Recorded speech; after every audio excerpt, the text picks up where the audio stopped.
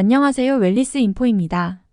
오늘 영상은 구강암 예방을 위한 증상 및 치료 방법에 대해서 알려드리도록 하겠습니다. 발병률, 주요 증상 및 치료 방법에 대한 심층적인 이해가 먼저 필요합니다. 구강암은 입안, 혀, 잇몸, 입천장, 뺨 안쪽, 그리고 목구멍의 일부에 발생하는 암을 말합니다. 구강암은 전 세계적으로 흔히 발생하는 암 중 하나로 주로 40대 이상에서 발병하지만 최근에는 젊은 연령층에서도 발병률이 증가하고 있습니다. 세계보건기구 WHO에 따르면 매년 약 30만 명 이상의 새로운 구강암 환자가 발생하고 있으며 구강암은 암 사망률에서도 높은 비율을 차지하고 있습니다. 특히 구강암은 조기에 발견될 경우 치료 성공률이 높지만 증상이 나타났을 때는 이미 진행된 경우가 많아 예방과 조기 발견이 중요합니다. 이번 영상에서는 구강암의 발병률, 주요 증상, 그리고 치료 방법에 대해 웰리스 인포와 함께 알아보겠습니다. 시작하기 전에 구독, 좋아요, 알람 설정 부탁드려요. 구강암의 발병률은 전 세계적으로 약 2에서 4%의 암 발생률을 차지하며 남성이 여성보다 약 2배 정도 더 많이 발생하는 경향이 있습니다. 주요 위험 요인으로는 흡연, 과도한 음주, 인유두종 바이러스 HPV 감염이 있습니다. 흡연자나 음주 습관이 있는 사람은 구강암의 발병 위험이 현저히 높으며 흡연과 음주를 병행할 경우 그 위험은 더 커집니다. 또한 구강 위생 상태가 좋지 않거나 구강 내 만성 염증이 있을 경우에도 구강암 발생 위험이 증가할 수 있습니다. 특히 입안에 있는 상처나 구내염이 오래 지속될 경우 암으로 발전할 가능성이 있습니다. 최근에는 HPV 감염이 구강암의 주요 원인으로 부각되면서 구강암 발병률이 증가하는 추세입니다. 구강암의 주요 증상에 대해서 알아보도록 하겠습니다. 구강암은 초기에는 증상이 경미하거나 눈에 잘 띄지 않기 때문에 자주 간과될 수 있습니다. 하지만 다음과 같은 증상들이 지속될 경우 구강암을 의심해 볼 필요가 있습니다. 첫째, 입안의 궤양 및 통증입니다. 구강암의 초기 증상 중 하나는 입안에 발생하는 비정상적인 궤양이나 상처입니다. 이 상처는 치유되지 않고 통증을 동반할 수 있습니다. 특히 궤양이 2주 이상 지속될 경우 전문의의 진찰을 받는 것이 좋습니다. 둘째, 입안이나 목구멍에 덩어리가 생깁니다.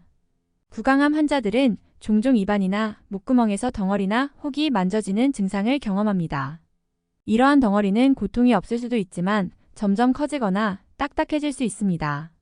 셋째, 삼킴, 곤란 및 목 통증입니다.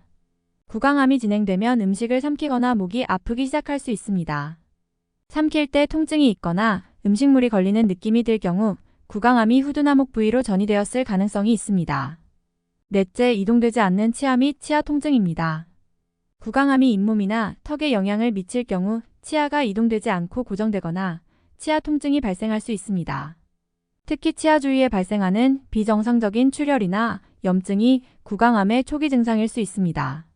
다섯째, 입안에 하얀색 또는 붉은색 반점입니다. 구강암의 초기 징후로 입안에 하얀색 백 반증 또는 붉은색 콩 반증 반점이 생길 수 있습니다. 이러한 반점이 사라지지 않고 크기가 커지거나 불규칙한 모양으로 퍼질 경우 구강암일 가능성이 있습니다. 여섯째, 턱의 경직 및 통증입니다. 암이 턱 근처로 퍼질 경우 턱을 움직이는데 어려움이 있을 수 있으며 통증이 발생할 수 있습니다. 음식을 씹거나 말할 때 턱이 경직되거나 통증이 지속되면 진찰이 필요합니다. 구강암의 진단 방법과 치료 방법에 대해 자세히 알아보도록 하겠습니다.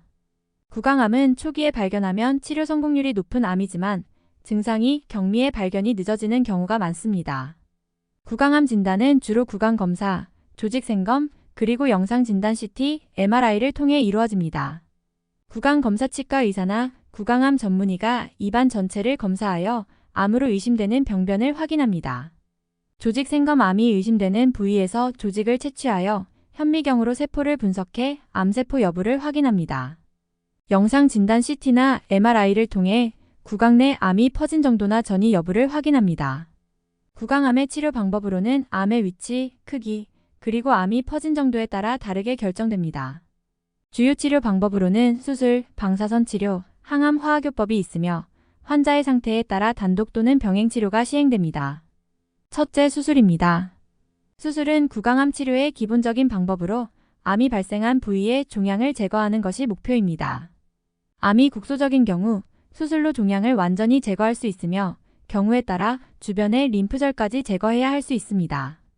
암의 크기가 크거나 주변 조직으로 퍼진 경우에는 더 광범위한 절제가 필요할 수 있습니다. 심한 경우 턱뼈 일부를 제거하는 수술이 필요할 수 있습니다. 둘째, 방사선 치료입니다. 방사선 치료는 고에너지 방사선을 사용하여 암세포를 파괴하는 방법입니다. 구강암 환자들은 주로 수술 후 잔여 암세포를 제거하기 위해 방사선 치료를 받습니다. 또한 수술이 불가능한 환자들에게는 방사선 치료가 주치료법으로 사용될 수 있습니다. 방사선 치료는 구강암의 재발을 막거나 전이된 암세포를 제거하는 데 효과적입니다. 셋째, 항암화학요법입니다. 항암화학요법은 암세포의 성장을 억제하거나 파괴하는 약물을 사용하는 치료 방법입니다. 구강암이 진행된 경우나 다른 장기로 전이된 경우에 주로 사용되며 방사선 치료와 병행하여 치료 효과를 극대화할 수 있습니다. 항암화학요법은 수술로 제거할 수 없는 암세포를 억제하는 데 도움을 줍니다. 넷째, 표적치료입니다. 최근 구강암 치료에서는 암세포의 특정 단백질이나 유전자 변이를 표적으로 삼아 치료하는 표적치료가 사용되고 있습니다. 이러한 치료는 암세포에만 선택적으로 작용하여 건강한 세포에 대한 손상을 최소화하는 장점이 있습니다. 일부 구강암 환자들에게는 표적치료가 항암제나 방사선 치료와 함께 병행될 수 있습니다. 구강암을 예방하는 것이 우리의 몸을 지키는 가장 중요한 방법입니다. 구강암을 예방하기 위해서는 위험 요인을 최소화하는 것이 중요합니다.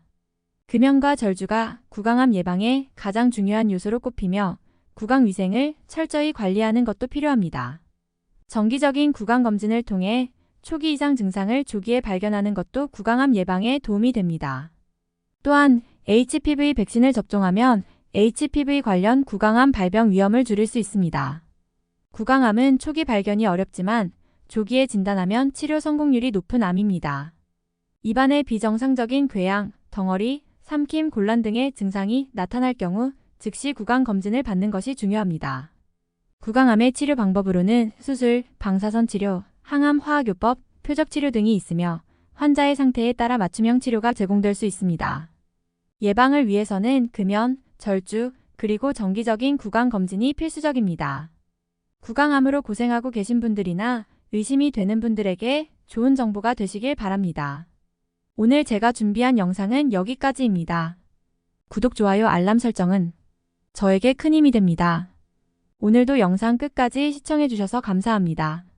모두 좋은 하루 되세요. 감사합니다.